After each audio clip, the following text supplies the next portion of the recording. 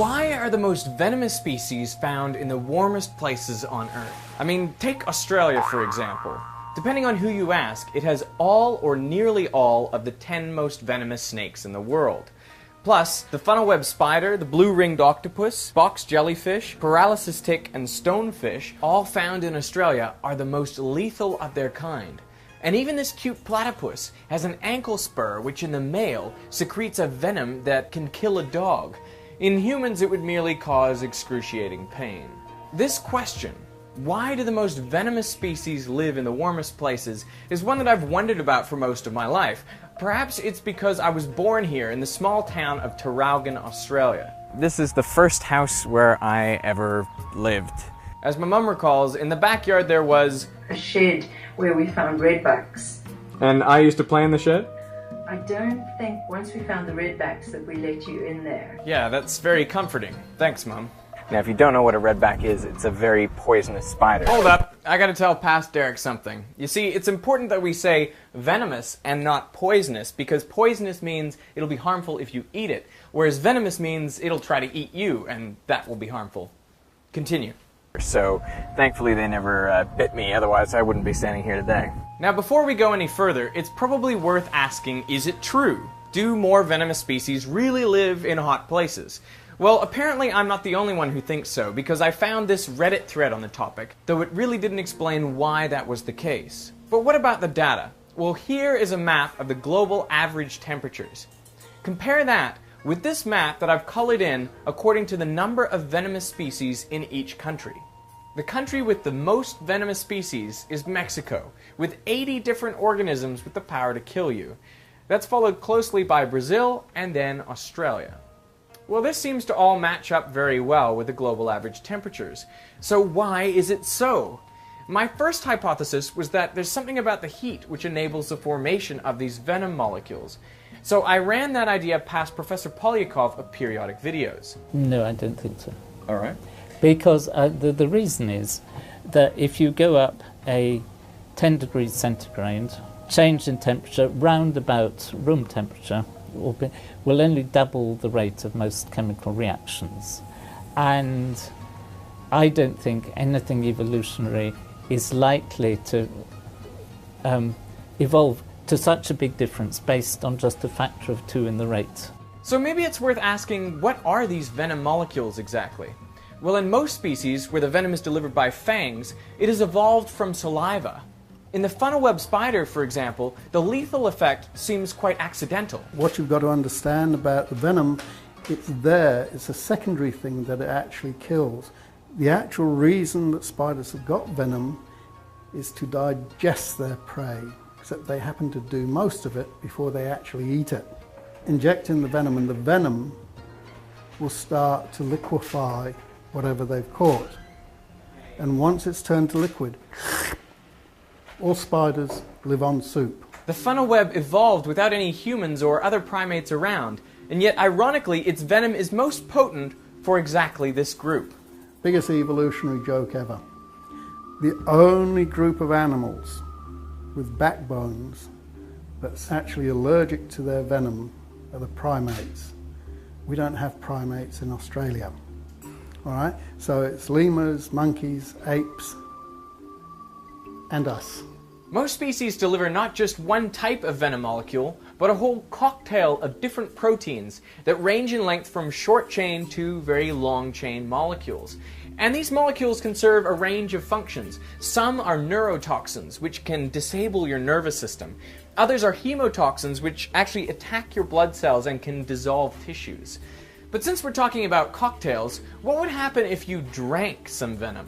You could take a vial of taipan venom and happily have it with your scotch, and it wouldn't be a problem, as long as you didn't have any irritation on the mucosal lining or in a stomach ulcer or things like this. It's got to get into the bloodstream to be a problem. Okay, so since drinking the venom is not going to kill you, what should you do if you get bitten by, say, an inland taipan? That's the world's most venomous land snake. What you do, don't panic, stay calm, I think that would be easier said than done. The venom travels through the lymphatic system, so it doesn't usually travel through the veins or the blood vessels, so that's just quite close under the skin. And if it reaches your nervous system, it'll shut down the signaling pathways that keep your heart beating and your lungs breathing. And so what actually kills you is suffocation.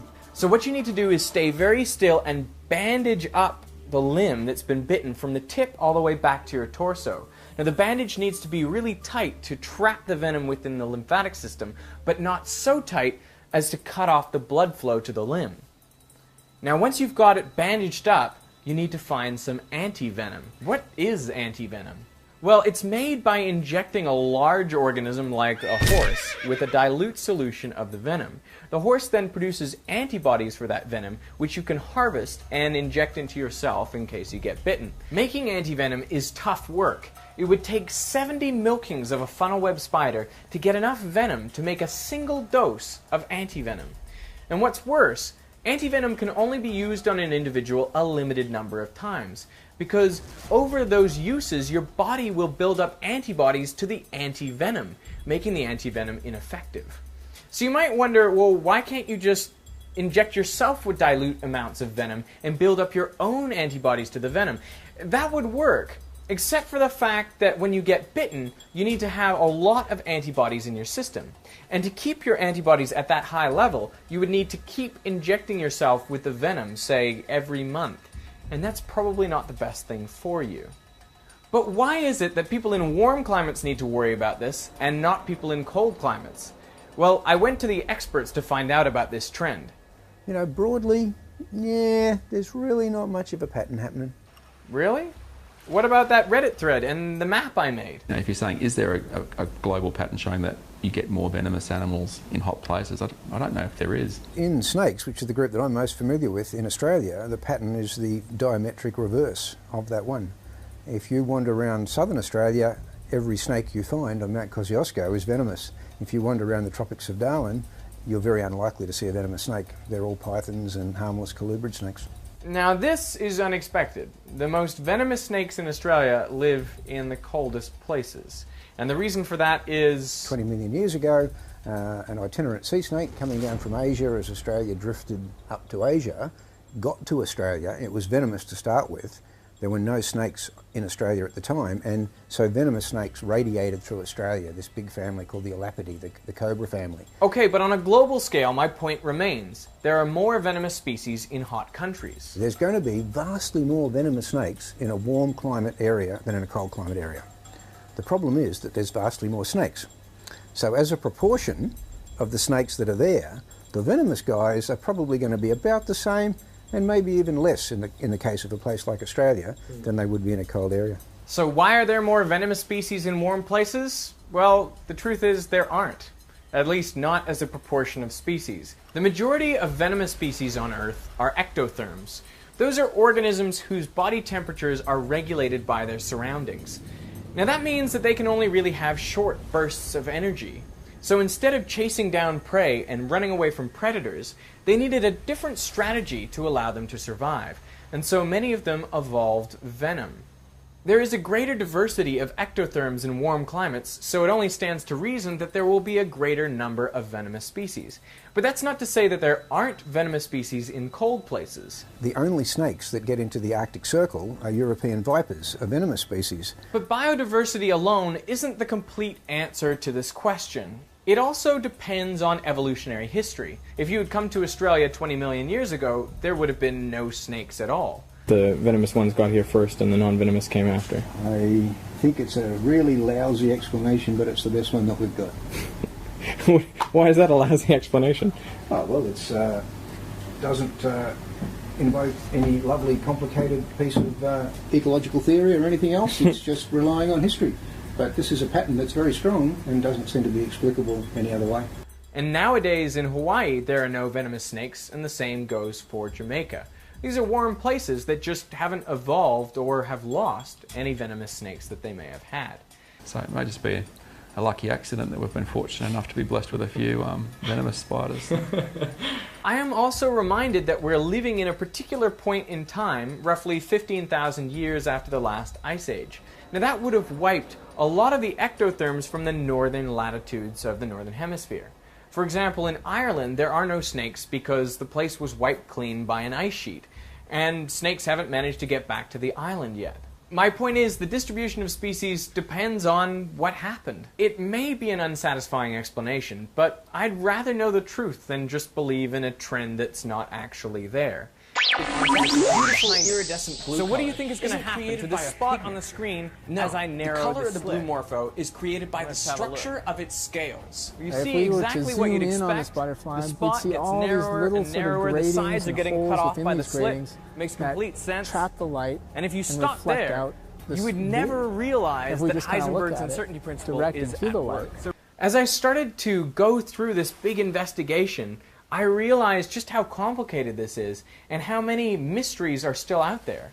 For example, Why are some species deadly venomous and in others the venom is pretty weak? And I didn't end up with anything. The deadly guys turn out to have ecologies that are very similar to the guys with very weak venom. And it may be an historical accident. another strange observation is that a lot of snakes that have evolved more recently have actually lost the ability to produce venom. The big success story in snakes worldwide are the harmless ones. They've actually evolved from venomous snakes. Venom is an ancestral characteristic in modern snakes. The successful snakes are the ones that left it behind, and they gave it up, and they've proliferated despite not having venom. Apparently, the cost of making venom isn't much more than the cost of making saliva, so it seems curious that they would lose what seems to be a killer advantage over other species. If you have thoughts about this or any other mysteries regarding the global distribution of venomous species, put them in the comments below.